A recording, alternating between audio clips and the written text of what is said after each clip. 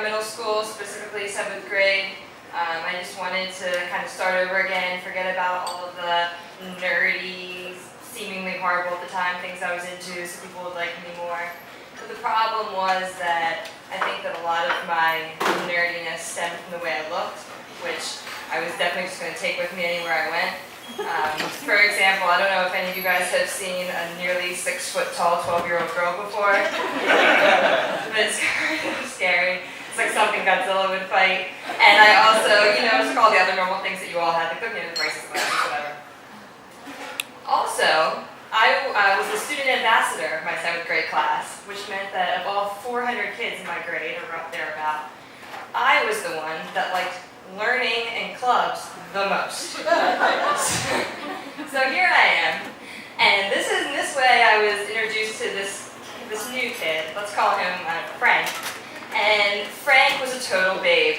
One morning I was called down to the principal's office, and they said, "Claudia, we want you to take Frank around. Take him to all your classes with you, show him around the school." And I was like, yes. And I know it sounds kind of weird for like a 30-year-old woman to be calling this 12-year-old kid hot, but at the time, if you asked any 12-year-old girl, he was so hot. So I was living large. I told all my friends, I was like, "You guys can't like him because I like him. That's it. We're going to go out." And he followed me around. It was great, but then I realized it was because he had to. Because I would see him like at lunch, like taking his trash up, and like the cool girls would be like, "Oh, hey, what's your deal?" And I'm giving him like that eye, like, "Uh-oh, this is slipping away from me." I didn't really have much interaction with the cool kids in school because I was always like in the nerd classes. But at lunch, I would see them like from a great distance, and then we would have like specials together, like art and music and stuff. So I had music this particular semester. And there was this really cool girl in my music class. She had like the slick black blonde hair with those like barrel curl bangs that were like really cool in the 90s. That were so perfect. I tried to do it once, but it didn't work out. So my music teacher was being particularly cool on this one day in class, and of course he was in there with me and this girl, and she's giving me the eye. And my music teacher says, "Tomorrow, because it's Friday, at the end of class, if you guys bring in your own music, I'll play it for you at the end of class." And I thought, this is the best homework assignment ever. I'm going to bring in a song that's going to make me seem so cool, so that he likes me and that she thinks that I'm great and we can all get along. And I know, I can kind of like claim my territory. So I go home and I don't know what song I'm going to bring in because all my songs are like the worst, horrible, nerdy songs like in the entire world. It's like a mixtape I've been making off the radio. It's like My Heart Will Go On like 4 times in a row. And it was the year the Titanic came out, so it was like the one that has like snippets from the movie. It's like, "I'll never let go." I love it so much. So I was like, I can't bring this in. This would be horrible. So I'm listening to the radio, and it was like some kind of divine providence. All of a sudden, this song comes on.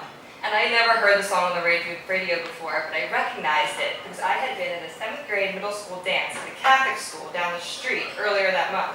And my school didn't have dances for middle school kids because they were smart, but the Catholic school was always like trying to raise money for the CYO. So, and you could just get as weird as you wanted at these dances because like nobody was watching, and I would always like be in the back corner and looking out over the heads of all like the normal sized girls and like the prepubescent boys. And I saw this very cool girl in my music class and her friend, and they were dancing like up next to the DJ very provocatively to this song that was on the radio. So of course I was like, record, this is going to be great, they're going to know that I'm into all this cool stuff that they're into. So it's music class the next day, and my teacher says, "All right, it's time. Who brought in a song?" And of course my hand shoots up, and I'm like, "Me, pick me." And nobody else, because nobody else did their homework, so I was the only idiot doing that stuff. So she puts the cassette in, and I don't know if you guys have ever heard this song before, but it's Inner Circle's version of the song, "Girl, I Want to Make You Sweat." And I wasn't really hip to all this stuff when I was that age. But as we got to the chorus, and everybody started giggling, and I saw the blood running out of my teacher's face as the lyrics, "Girl, I want to make you sweat, sweat till you can't sweat no more, and if you cry, I'm going to push it some more." I start realizing that this is totally inappropriate and also kind of rapey. And I was like, oh my god. So she goes over, my teacher, embarrassed, and she turns it off. And I kind of I'm blacked out at this